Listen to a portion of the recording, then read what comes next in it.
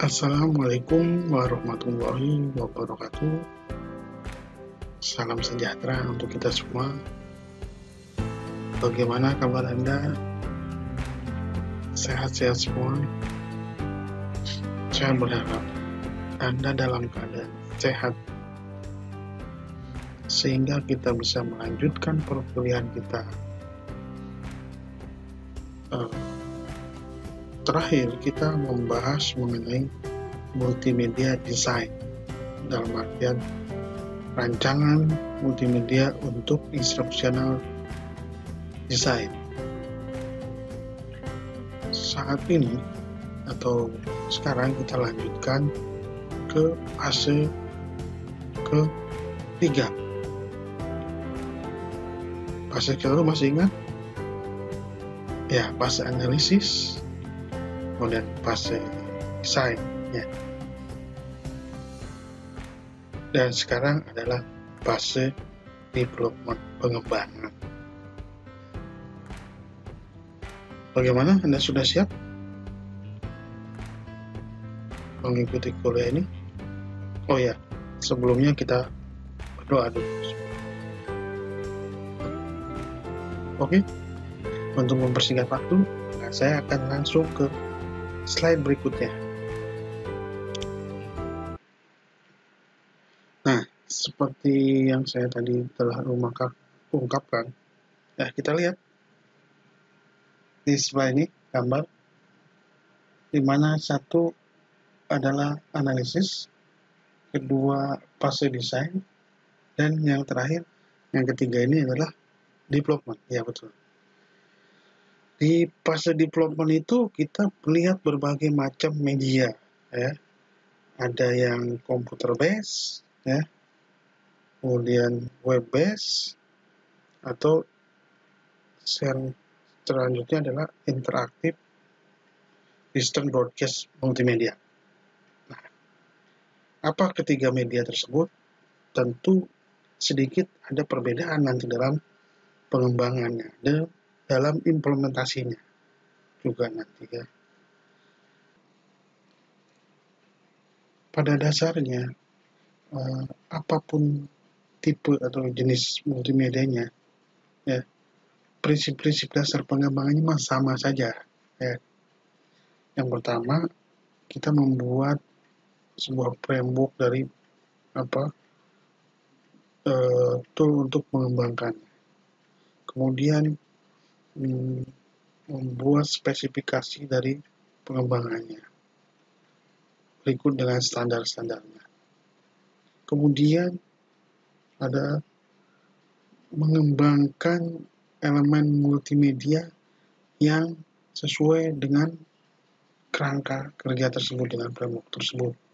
Maksudnya kira-kira elemen multimedia apa yang pas nih, yang bisa dikombinkan, yang bisa di development. Masih ingat lagi ketika perkuliahan pengantar multimedia di semester 3? Apa elemen multimedia? Ada yang masih ingat? Ya, satu adalah teks, betul. Kedua, apa? Image, gambar. Ketiga, suara atau audio. Keempat, apa? Video. Kelima, ada ingat? Animasi. Ya. Oke, selanjutnya yang ketiga, setelah kita menentukan media-media mana yang pas untuk kerangka kerja kita, selanjutnya kita review. Dan bila memang tidak sesuai atau kurang pas, kurang sesuai, tidak fit, ya, into the framework, gitu, maka kita bisa revisi, ya. Jadi kita bisa revisi. Terakhir adalah bagaimana kita mengimplementasikan produk jadinya nanti, ya. Itu kira-kira seperti itu. Successful multimedia development methodologies tend to include this element. Ya, metodologi atau tahapan pengembangan multimedia yang sukses, yang berhasil, biasanya mencakup elemen-elemen di bawah ini, ya, elemen-elemen seperti sebelah ini. Pertama, design time to prototyping, ya.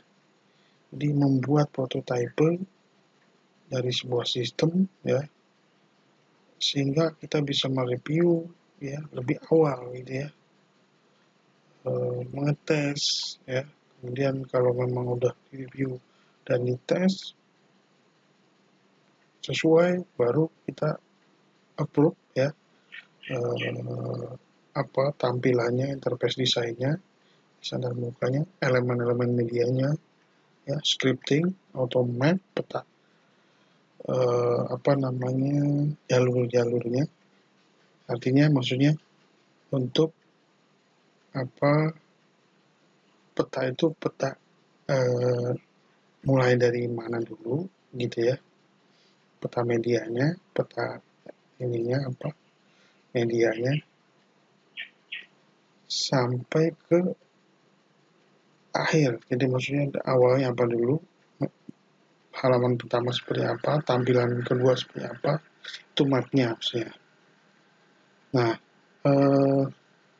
ini adalah metode yang seperti ini adalah metode yang efisien, ya, yang paling cepat biasanya seperti itu. Walaupun kelihatannya di awal memerlukan waktu. Ini kan mendesainnya perlu waktu. Dibandingkan langsung aja tanpa ada desain, ada perancangan, langsung pengembangan gitu. Tentu itu nanti tidak akan menghasilkan produk yang sempurna. Evolutionary development. Jadi dengan tahapan-tahapan pembuatan prototipe tadi yang di awal, ini sebagai dasar sehingga nanti untuk direview, dites, berarti kan ada revisi, direview, ya, ada prototipe berikutnya, ya. Ini supaya berhasil, ya, ya,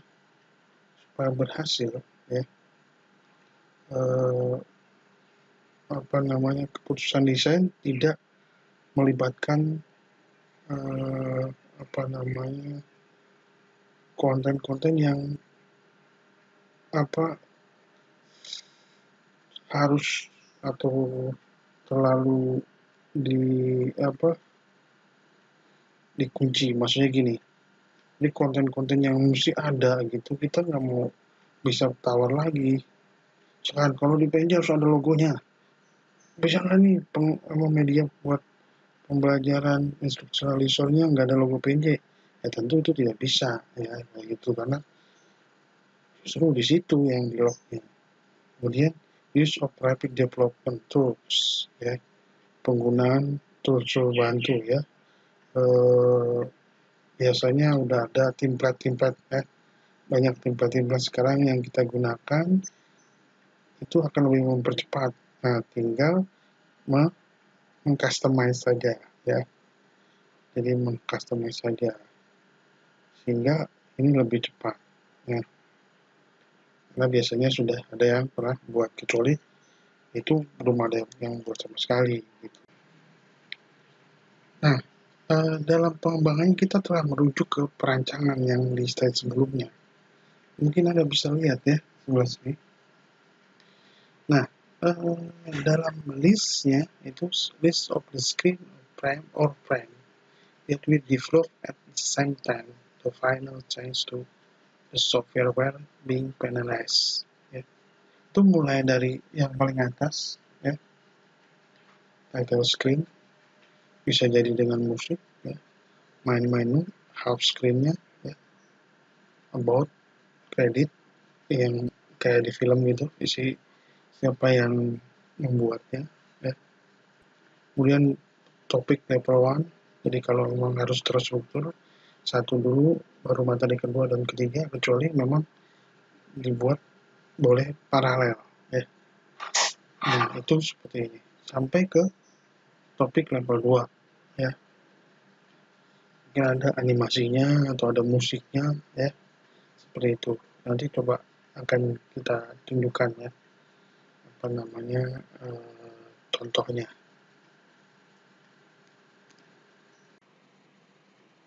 Nah, kalau Anda lihat yang sebelah sini ya, ini adalah tampilan tool-tool untuk pengembangan tadi, multimedia instruction design. Jadi, orang yang tidak mengerti coding pun bisa membuatnya, membuat.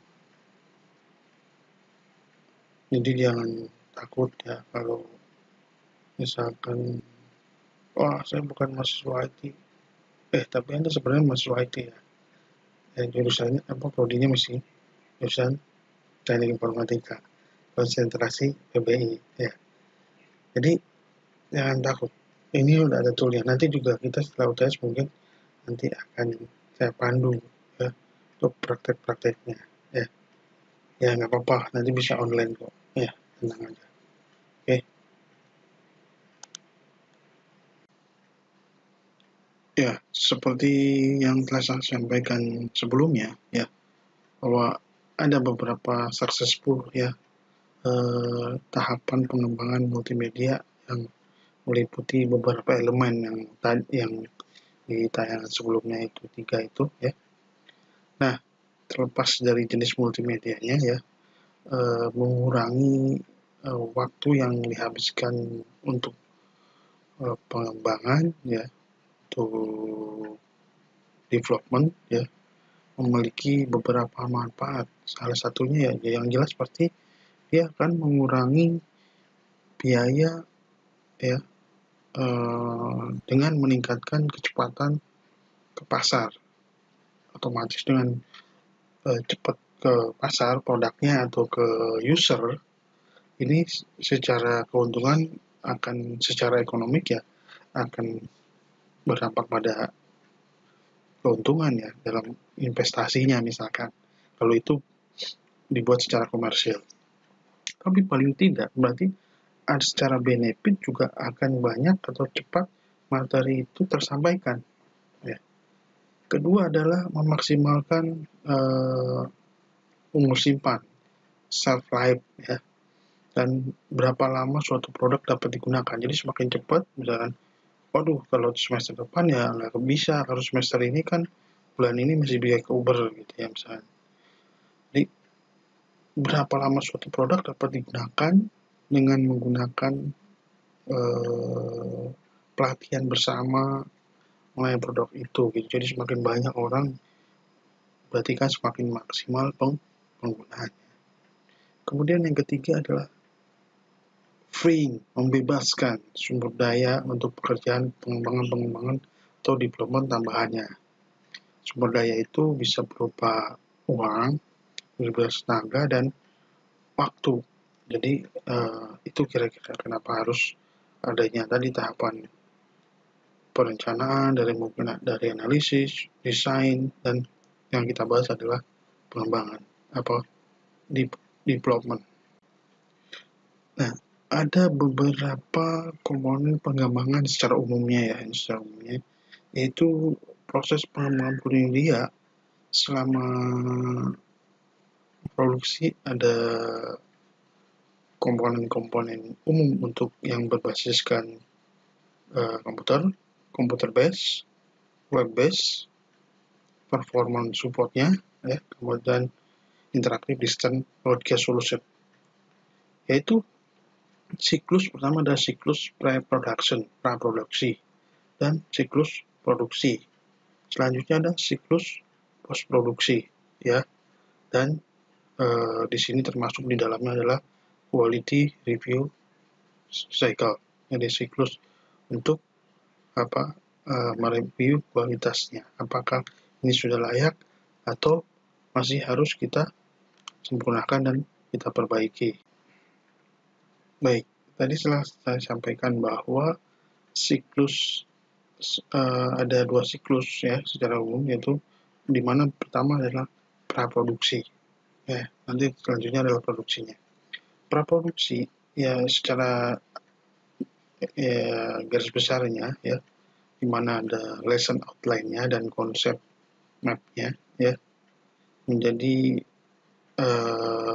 apa eh, program apa yang akan dimunculkan nanti ya di dalam fase pengembangan ini ya, mana lesson outline, jadi garis-garis besar pembelajaran apa yang mau dipelajari misalkan kalau di kelas, dan peta konsepnya seperti apa, urutan-urutannya, sehingga menjadi sebuah program pembelajaran dalam tahapan pengembangan ini.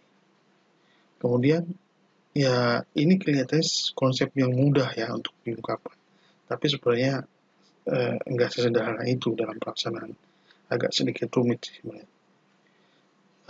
Tanggung jawab untuk pengembangan ditempatkan di tangan banyak orang sebenarnya, yang harus diandalkan lah orang-orang tersebut untuk melakukan pekerjaan mereka dengan baik dan tepat waktu tentunya.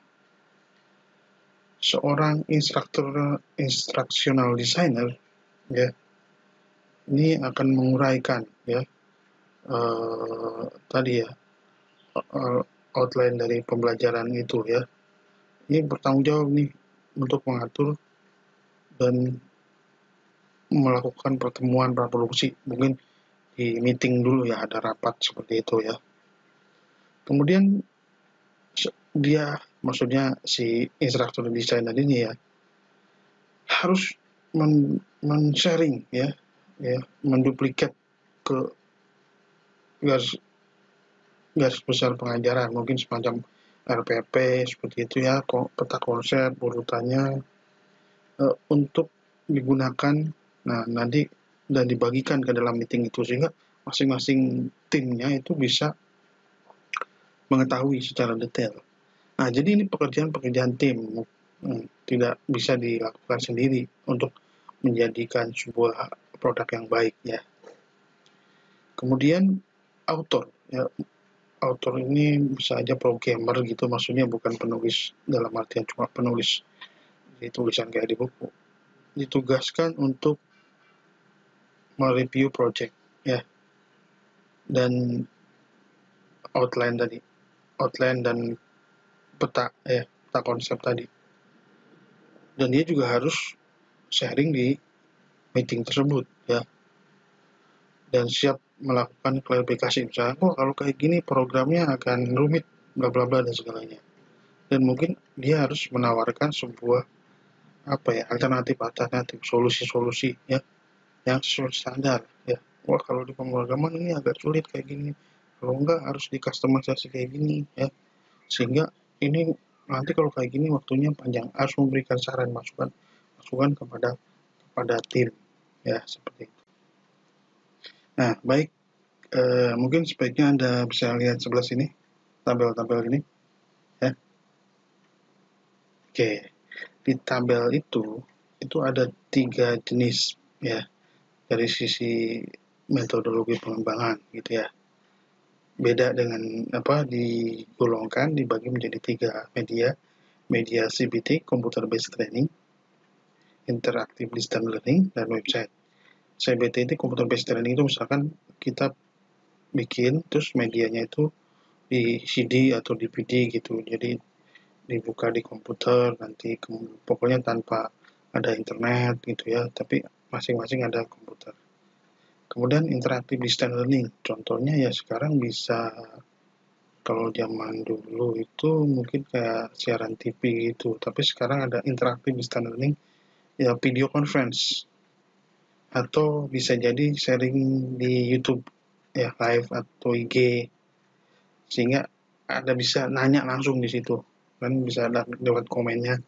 Kalau IG live juga seperti itu, YouTube juga kalau yang live streaming ya. Itu salah satu contohnya. Kalau website ya tentunya lewat website, contohnya kayak e-learning PNJ sekarang kan Anda buka di web ya. Nah, ini berbeda mungkin dari praproduksi, akan sedikit berbeda. Misalkan ya, kalau di CBT dia mesti bikin storyboardnya ya, nanti ada siklus reviewnya ya. Kalau di interactive distance learning, walaupun langsung gitu ya, tentu harus ada skripnya, misalnya dia mau ngomong apa ya, kayak kayak dalam sinetron atau talk show juga kan sebenarnya ada skrip-skripnya ya, tidak langsung apa adanya gitu ya. Kemudian website tentunya kita membuat namanya itu flowchart-nya, link flowchart-nya, maksudnya homepage-nya apa, halaman keduanya apa, halaman ketiganya apa, dan seterusnya. Kemudian di tahap production ya, di CBT misalnya meng-create dan meng-assembly, mengintegrasikan media-media ya, suara, video, apakah itu gambar. Untuk di media interaktif listening ya, short video ya, interaktif ya, misalkan IG live ya, langsung live gitu. YouTube juga, YouTube streaming ya, langsung shoot di videonya atau di kameranya, mengaktifkan video recordernya kan. Kemudian untuk di website berarti create dan assemble page. Jadi page yang sudah dibuat kita urutkan sesuai dengan flowchart yang ada di pra-production yang di atas.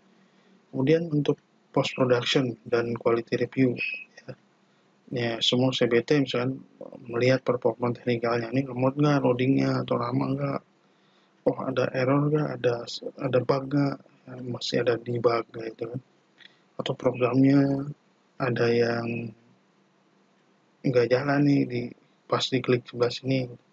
Nah, untuk interaktif distance learning ya biasanya ada semacam gladi resik dulu atau latihan dulu supaya nanti ketika live benerannya ya itu tidak banyak kesalahan gitu ya. Orang yang live kan kadang-kadang ada ini juga ya, ada gladi resiknya sebenarnya. Kalau mungkin ini kayak di acara-acara TV gitu ya.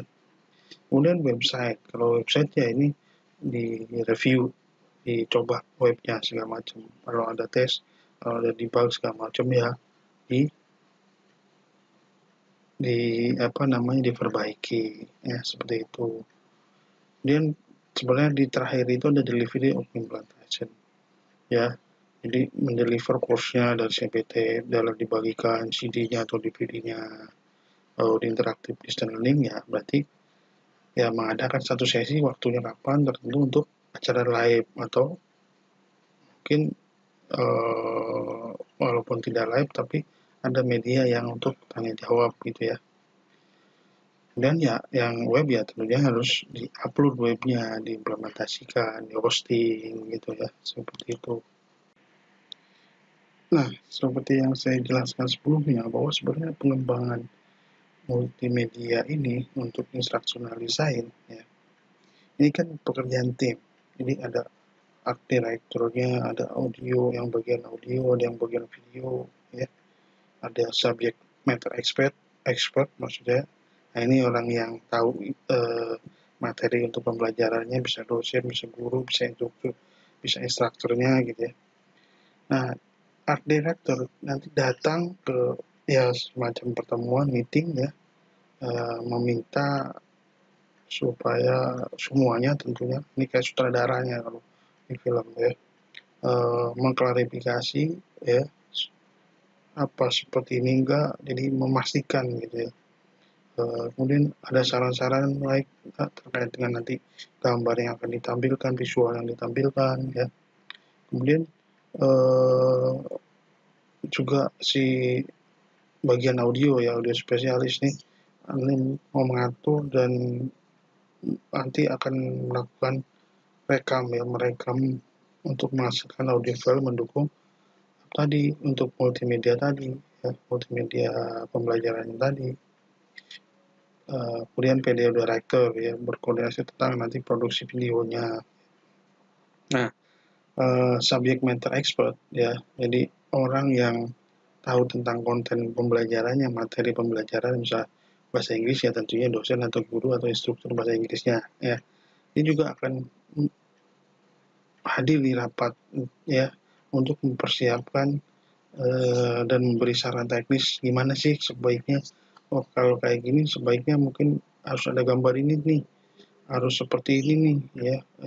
Dia juga akan melihat juga dan memastikan juga ya setiap perubahan-perubahan yang terjadi di outline yang dan peta konsep yang ada, sehingga tidak membuat kesalahan-kesalahan teknis.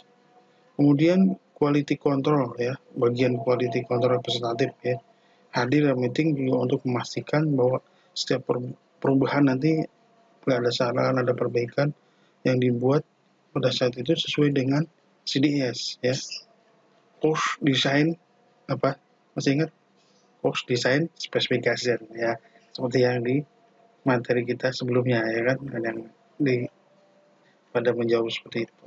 Oke, kira-kira seperti itu ya.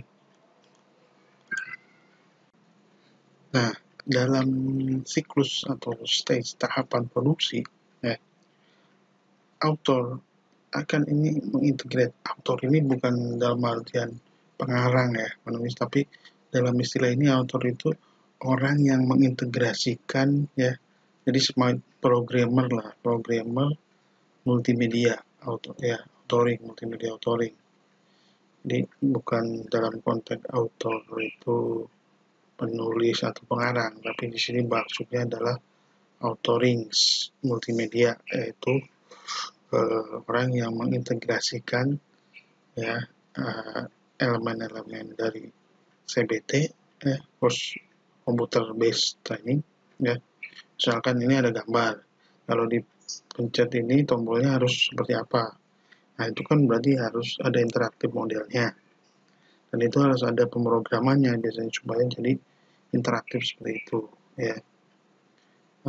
Jadi mereka akan memasukkan teks, sebenarnya bukan ya script codingan ya, bukan teks di sini, maksudnya konteksnya ini adalah script codingan ke dalam framework tiap-tiap pembelajaran, sehingga nanti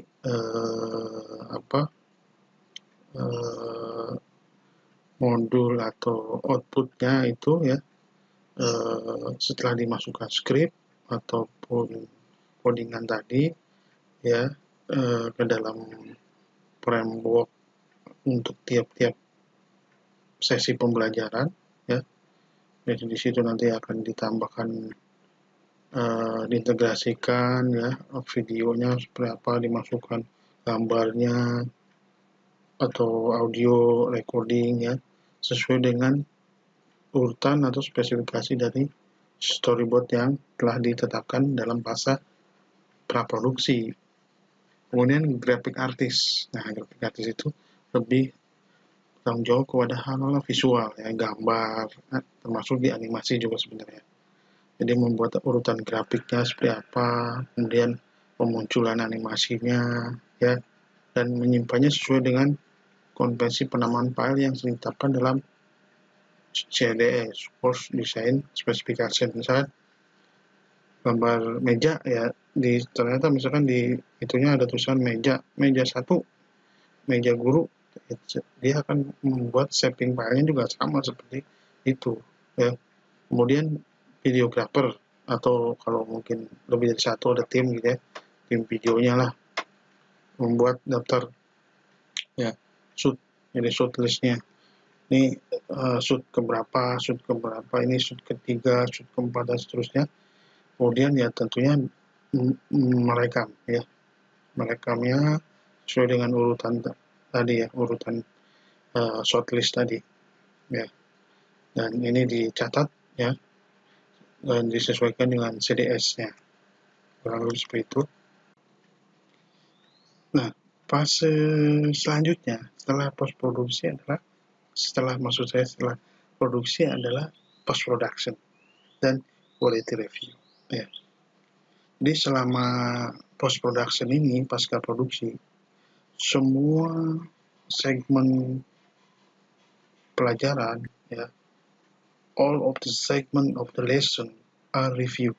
Jadi semua segmen pelajaran, materi pelajaran itu di review dan dievaluasi ya, evaluasi akhir lah ini dari progres yang sudah dilakukan seperti apa ya.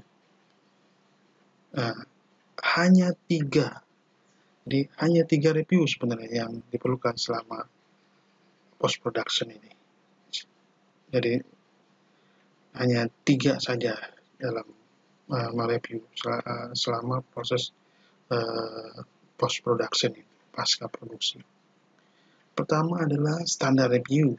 Jadi ini sebenarnya untuk memastikan bahwa standar yang telah diuraikan, dideskripsikan ya dalam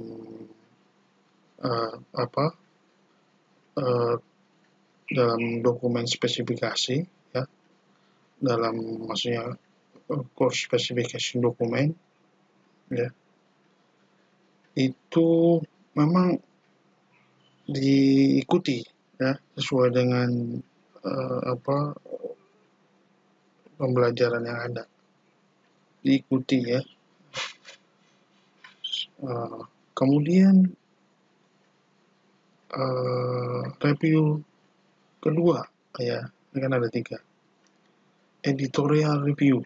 Jadi ini nggak ada kesalahan dari sisi grammar, tata bahasa ya, spelling, pengejaan, spasi, tanda baca, singkatan ya, sebagainya. Yang terakhir adalah functional review. Nah, ini lebih kepada interaktif medianya ya sebenarnya. Ya, jadi tidak ada fungsi-fungsi yang tidak bekerja maksudnya. Jadi untuk memastikan tidak adanya bug, wah ini ngehang di tengah ya, atau di pemrogramannya logikanya kok kayak gini, keluarnya salah nih. Harusnya kalau ketik ini keluarnya seperti ini, kok ini lain. Dan tidak ada misalkan gangguan atau error di video ya, audio, atau pemunculan grafik ya, seperti itu. Jadi kurang lebih. Nah, setelah tahap-tahapan itu jangan lupa juga di sini sudah di awal-awal sudah melibatkan ya subject matter expert.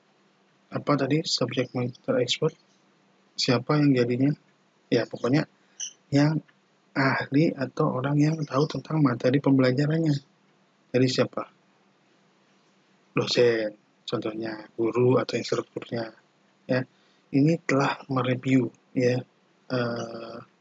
akurasinya, teknikal akurasi ya, dengan melihat dari storyboardnya. Kemudian kan tadi juga dilibatkan ya dalam pertemuan di praproduksi tadi. Jadi sebelum memproduksi kan ada tahapan praproduksi ya, atau bila perlu berada di lokasi syuting ya, pengambilan gambar videonya, sehingga apa yang dia mau itu, karena ini sebenarnya otaknya tuh ada di subject matter expert ya kan, apa yang dia mau tuh misalnya videonya harusnya kayak seperti ini supaya saya jelasinnya gampang ya, dan dia juga mereview video dan audio akhir ya, dengan tentunya rancang instruksional ya, dengan instruksional designer.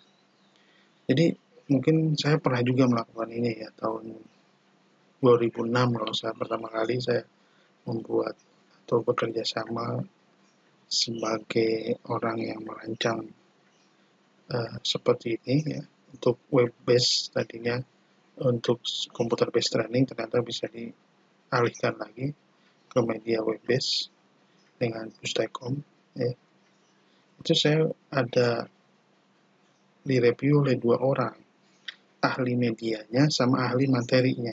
Jadi saya bikin tetap disupervisi sama ahli media dan ahli materi. Jadi kalau dari sisi materi ini kurang pas nih, tapi dari si media juga, wah ini gambarnya kurang dipahami atau kurang bagus secara visualnya. Nah itu juga akan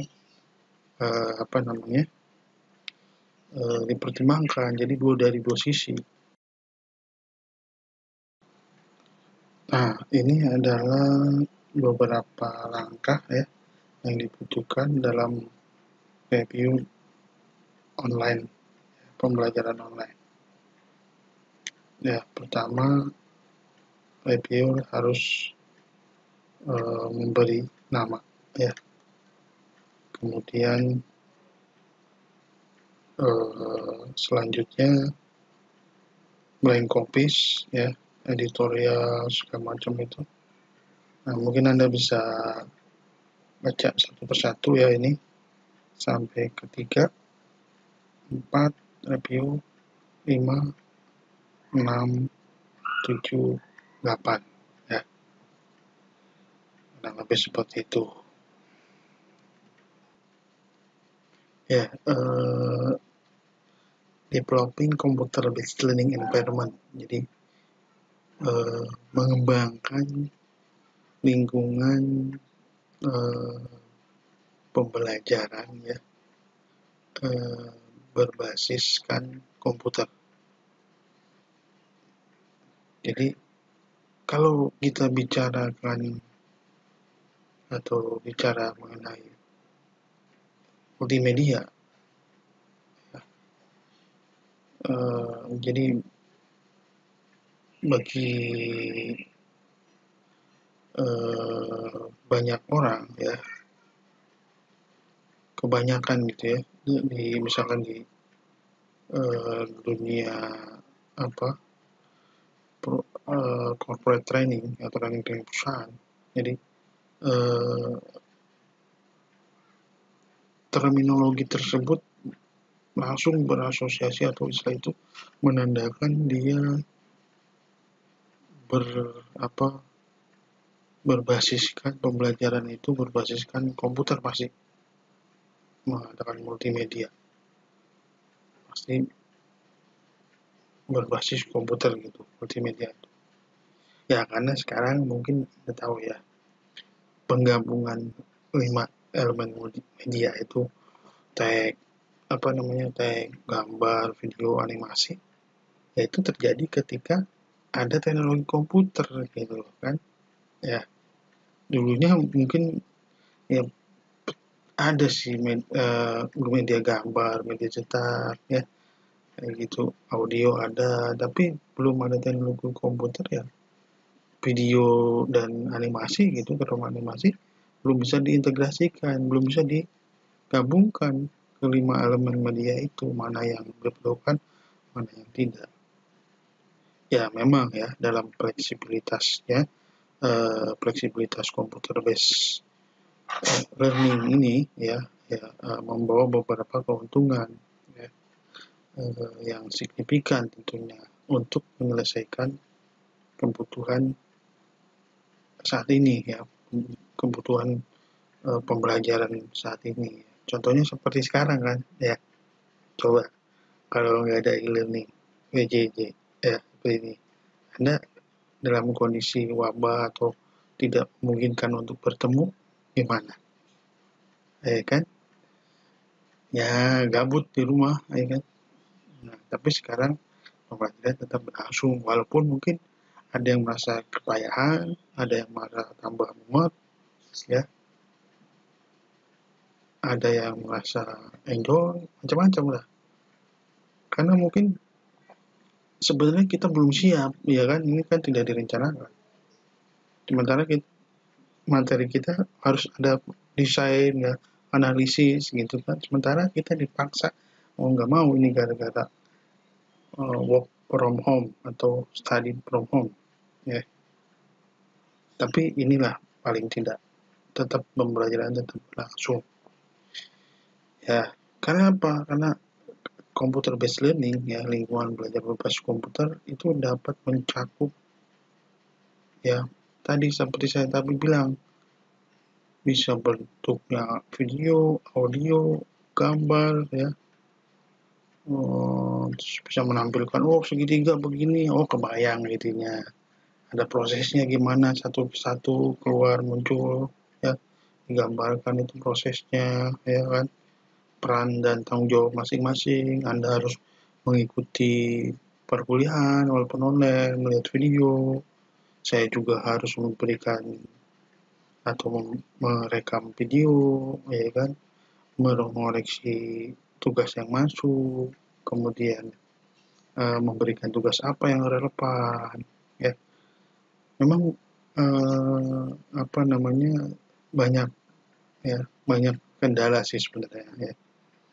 Ada juga yang dosen harus selalu pick on terus sesuai jam, Anda harus nyiapin kuota paling nggak satu kuliah itu 1 giga gitu ya. 1 giga ada 8 kuliah, maka Anda seminggu 8 giga gitu kan. Beli paket yang 8 giga seminggu kali kalau sebulan berapa?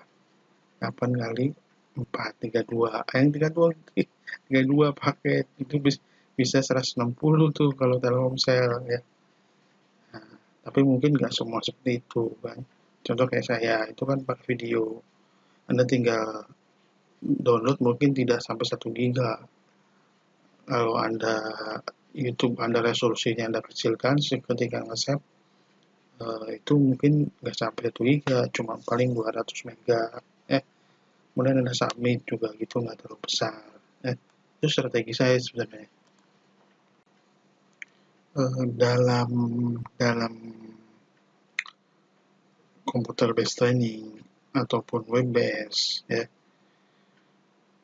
biasanya menu-menu dari sistem menggunakan library-library yang sudah ada ya. Jadi sudah disiapin fungsi-fungsi tertentunya untuk membuat biasanya 4 jenis atau 4 template lah. Pertama adalah screen and lesson cell ya. Ini untuk menampilkan materi-materi ya, konten-konten materi pembelajarannya. Yang kedua bisa jadi untuk skill assessment ya. Ini pada akhir unit pembelajaran, misalnya pembelajaran sesi grammar misalnya ya, atau pembelajaran sesi conjunction gitu ya, untuk mengetahui apa dia itu telah bisa menerapkan materi pembelajaran yang sudah dipelajari tadi, maka ada namanya itu skill assessment, latihan ya, latihan. Atau juga biar untuk pretesting, jadi pemahaman siswa atau mahasiswa atau muridnya gitu ya, sebelum dia mengikuti materi ini, jadi seperti apa, nanti tentunya dibandingkan dengan post testing ya. Kemudian proficiency ya, atau exam atau tes untuk menguji kemahiran ya, proficiency ya. Jadi biasanya ini dalam bentuk ya, membangun atau memperoleh skor tesnya, jadi biar tahu ya siswanya seberapa kemampuannya dia, atau si gurunya atau dosennya atau instrukturnya jadi tahu. Kemudian course management system ya, biasanya ini untuk lakukan tracking aktivitas siswanya, studentnya, mahasiswanya ya, sama seperti di e-learning.pnj.id ya. Jadi saya tahu sebenarnya mahasiswa yang udah melihat video, mana yang enggak, hanya ngerjain tugas, maksudnya di akhirnya di submit tugasnya tapi nggak pernah buka videonya sampai habis gitu, terus hanya dapat jawaban dari temennya, jawabannya kayak gini, terus kamu langsung rekaman di depan HP aja, terus buat menjawab tugasnya, terus submit lah gitu kan ya. Padahal saya tahu karena ada dalam sistem e-learning.pnj.id itu ada tracking sebenarnya untuk si learnernya, si mahasiswanya. Jadi saya sebagai dosen tahu mana yang sudah membuka, mana yang belum gitu, kapan terakhir Anda bukanya. Jadi seperti itu. Nah, seperti yang Anda lihat seperti ini ya, interactive design. Jadi ini bikin peta ininya, peta jalurnya. Misalkan menu pertama apa, topik 1 apa, topik 2 apa, topik 3 apa ya. Kalau memang ini topiknya boleh memilih gitu. Tapi kalau topiknya harus berurutan, misal topik 1 dulu baru topik 2 ya, ini urutannya adalah 1 baru kemudian topik 2 gitu, panahnya ke sini ya, topik 3. Dalam topik 1 itu kan tentu tidak cukup misalnya satu tampilan atau satu screen aja. mungkin ada beberapa tampilan ya. Contohnya kayak saya topiknya mungkin bisa sampai 29 tampilan ini ya, yang sekarang ini ya, contohnya. Jadi seperti itu, nanti balik lagi ke menu berikutnya ada 3 topik. Atau contohnya kayak gini nih, misalkan topik 1 itu boleh mempelajari atau screen-nya bebas gitu ya, nggak berurutan. Screen 1, screen 2 mana. Kalau ini kan berurutan ya. Topik 1 harus mempelajari yang di tampilan 1 dulu, tampilan 2 terus begitu ya. Ini sangat berurutan sekali, sekuensial. Sementara yang ini misalkan boleh berparalel gitu ya, seperti itu. Nah, konsep A, konsep B. Mungkin di konsep A yang kita jelasin itu terkait dengan nanti kita mau menjelaskan konsep yang B ya, begitu dan seterusnya ya. Nah, baik, ini contohnya flowchart dari kontur tipis course ya. Jadi maksudnya apa? Kita memulai dari misalkan menu pertama overview ya. Itu misalkan harus disediakan apa, Anda harus, jadi ini semacam apa, requirement. Anda harus membaca buku ini dulu atau apa gitu ya, atau tidak perlu syarat-syarat tertentu. Kemudian video meet previous manager ya. Jadi provide new manager information team and jadi ini contohnya ya, alirannya contohnya seperti ini sampai kepada nanti meeting selanjutnya ya. Developing intranet web-based and performance support learning environment ya. Sebelumnya mungkin ada yang masih belum jelas ya, karena Anda bukan berasal dari background IT gitu ya. Apa bedanya internet dan intranet gitu ya? Apa atau bedanya di mana sih gitu kan? Internet, intranet. Jangan yang kepikiran kornet. Jadi kalau internet seperti yang Anda pakai ya, Anda surfing, Anda googling segala macam internet. Kalau intranet sebenarnya mirip dengan internet. Layanan cara kerjanya itu sama dengan internet, tetapi menggunakan jaringan lokal. Contoh, Anda ketika login ke PNJ di kampus pakai hotspot, itu dia akan merequest server yang ada di Pusdatin, ada di GSG ya. Itu sebenarnya caranya sama dengan kalau kita request login ke mana? Ke Yahoo, ke Facebook, segala macam lah ya. Buka email di Google gitu ya, Gmail. Nah, seperti itu. Hanya saja tidak menggunakan pulsa, kuota gitu ya. Itu sih sebenarnya, karena jaringan lokal. Oke, itu hanya sekedar menambah wawasan Anda ya. Ya, kita balik lagi ke developing internet, intranet, web-based, and performance support learning environment. Ya. Jadi, internet deliver, ya, apa maksudnya penyampaian pengiriman menggunakan internet, sepertinya memenuhi banyak persyaratan, ya. Persyaratan daripada training on demand.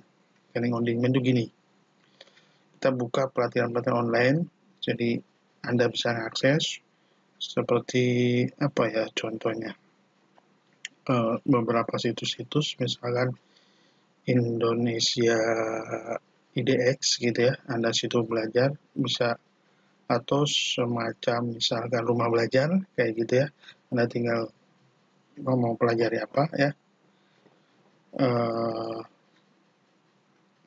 Jadi itu ada sebenarnya training on demand. Itu harus melihat ketersediaan. It's available at desktop. Ini tersedia di desktop ya, karena misalkan pakai PC kan. maka berarti internet web based ya. Itu semua bisa dipakai karena ada desktop, komputer, laptop gitu ya. Kemudian eliminate the need to for travel, tapi ini juga akan menghilangkan kebutuhan untuk bepergian, maksudnya harus ke sana sini, karena tidak ada masalah sih sebenarnya ya. Anda bawa laptop, web based ya, atau desktop ya nggak masalah gitu ya. Saya perlu besok harus ke sana, ke Bandung, ke mana gitu ya. Ya nggak masalah sepanjang Anda bawa laptop dan di sana ada akses PC, laptop gitu ya. Yang nggak bawa laptop tapi di sana ada akses. Nah itu bisa terus berjalan kayak semacam sekarang ya. Anda ada laptop di rumah, ya tetap masih bisa melakukan pembelajaran ya kan dengan internet tadi, modalnya kuota atau wifi rumah ya, wifi kosan juga. It's cost effective compared to conventional delivery. Jadi ini memang sangat efektif dan efisien ya kalau dari sisi biaya lebih hemat gitu ya maksudnya dibandingkan kita mendeliver media ke semua orang. Misalkan si CD-nya atau bukunya dikirim semua paket, belum bukunya, belum isinya. Ini tinggal yang membutuhkan tinggal buka webnya atau CBT-nya ya, daripada kita training ke setiap tempat ya, in-house training gitu, ke Papua in-house training kemana, nah, itu kan lebih repot lagi ya kan. Kemudian text based web intervention, jadi terutama text based ya, walaupun belum memasukkan unsur-unsur multimedia ya, tapi untuk paling nggak untuk di awal-awal atau di pendahuluan itu bisa dilakukan.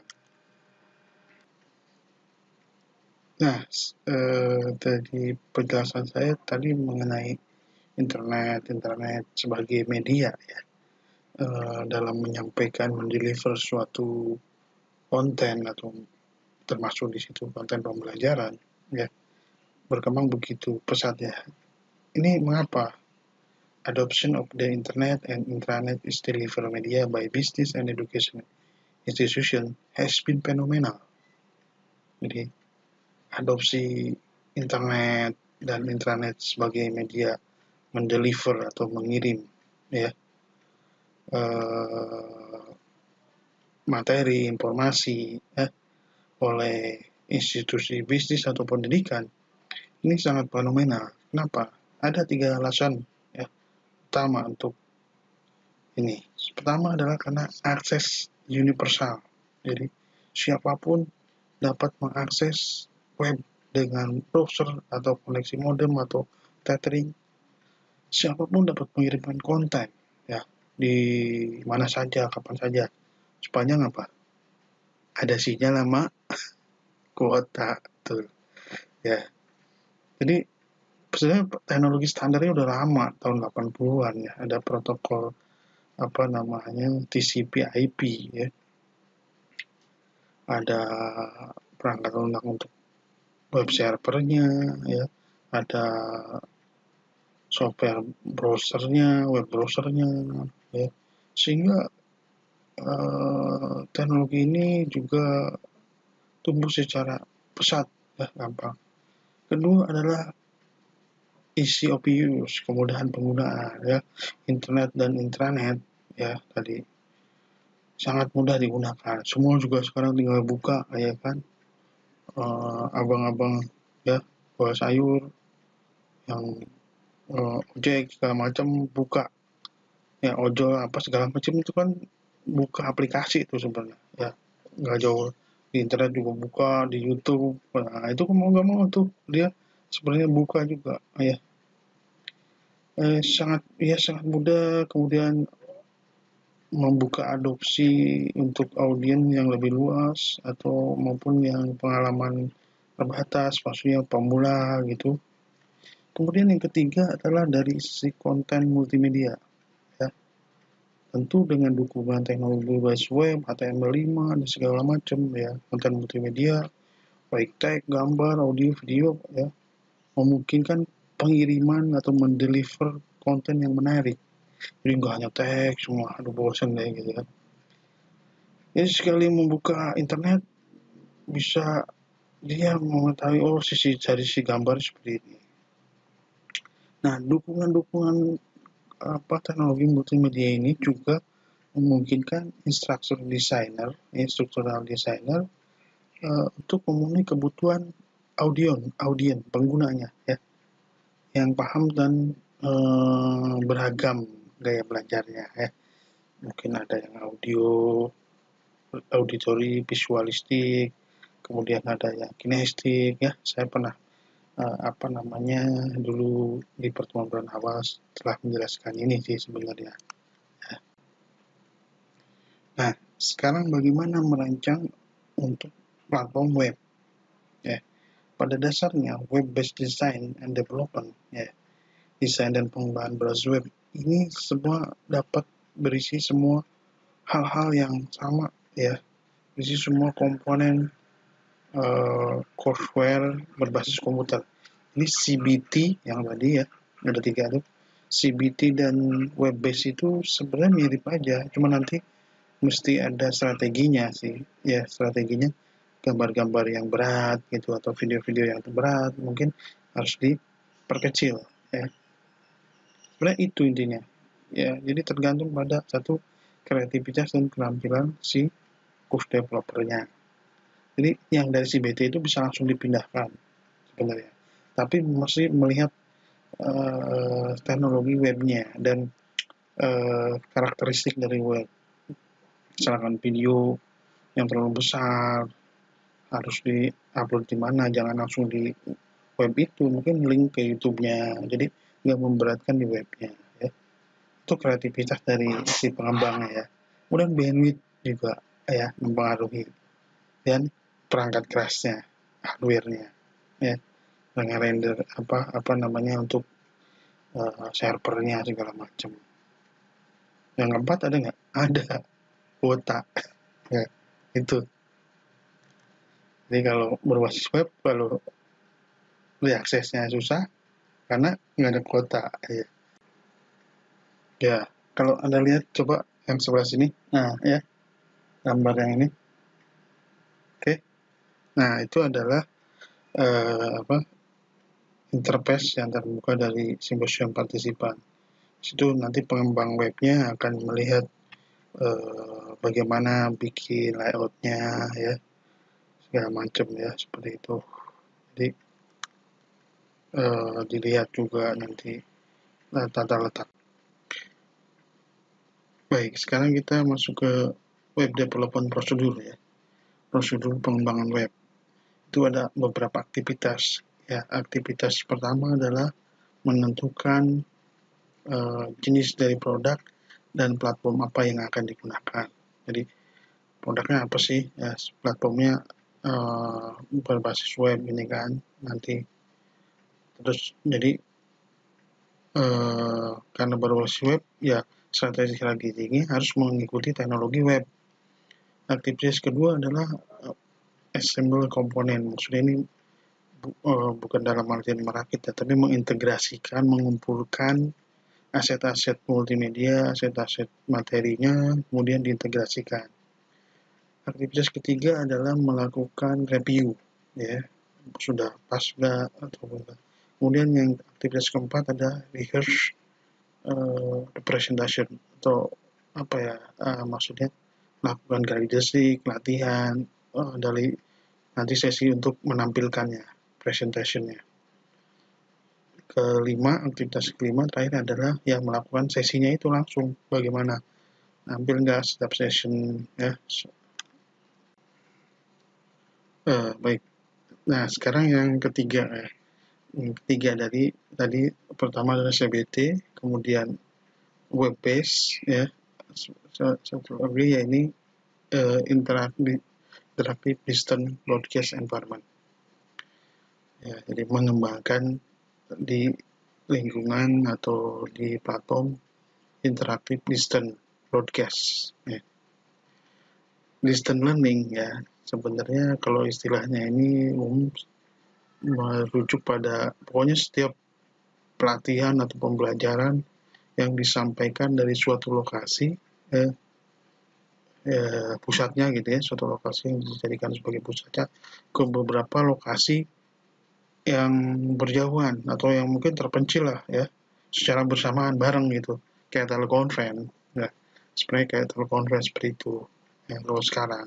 Tapi istilah ini sebenarnya sudah ada sejak dulu. UT kayak siaran TV edukasi, mungkin ada ya TV edukasi, pernah kan, pernah dengar ada TV edukasi. Kemudian mungkin mahasiswa yang di universitas terbuka kayak gitu pakai radio atau apa ya. Nah sekarang mungkin udah terkalahkan ya dengan adanya internet, telekonferensi yang berbasis internet. Dulu bisa berbentuk ya siaran satelit ya kayak TV Edu kan berarti kan stasiun televisi sendiri, TV Edu ya, yang punyanya Kemendikbud ya, Pustekom ya. Atau ya sekarang kalah ya. Sekarang sih lebih banyak ke telekonferensi video ya. Atau distrategin pakai telepon atau WA ya, sebenarnya itu ya ya we use the term interaktif, di situ kan ada menggunakan istilah atau terminologi pelatihan interactive distance broadcast (IDB). We use the term interactive distance broadcast training ya, jadi maksudnya menggunakan istilah interactive distance broadcast ya training untuk mencakup semua pembelajaran jarak jauh, baik satelit, telepon, telekonferensi. Sebenarnya telekonferensi masuk dalam ini juga karena waktunya bersamaan. Kalau waktunya bersamaan ya, sebenarnya dosen-dosen yang menggunakan video conference ya seperti sekarang ini yang pakai Zoom, pakai apa itu secara bersamaan itu masuk ke dalam ini, dalam kategori ini ya. Nah, jadi ada beberapa aktivitas ya. Prosedurnya ada 4 aktivitas dalam prosedur pengembangan interaktif distance broadcast ya, IDB course. Pertama adalah mengembangkan skrip dan materi. Jadi skrip yang nanti akan dibacakan, yang akan ditampilkan, materinya seperti apa sudah dipersiapkan tentunya ya. Jadi sebenarnya bukan langsung apa adanya gitu kayak reality show juga di TV sebenarnya ada skenario-nya itu ya, maksudnya nggak langsung apa adanya on the spot gitu ya, langsung ayo udahlah jadi kita ngajar, sebenarnya bukan. Mungkin ada juga dosen yang pikir sekarang apa adanya ya, dia mengajar. Tapi beberapa itu ada yang dipersiapkan sebenarnya apa nanti foldernya di mana, jangan ketika menerangkan gitu nyari-nyari foldernya kelamaan, jadi membuat si audiennya tuh agak kesal juga nungguinnya gitu.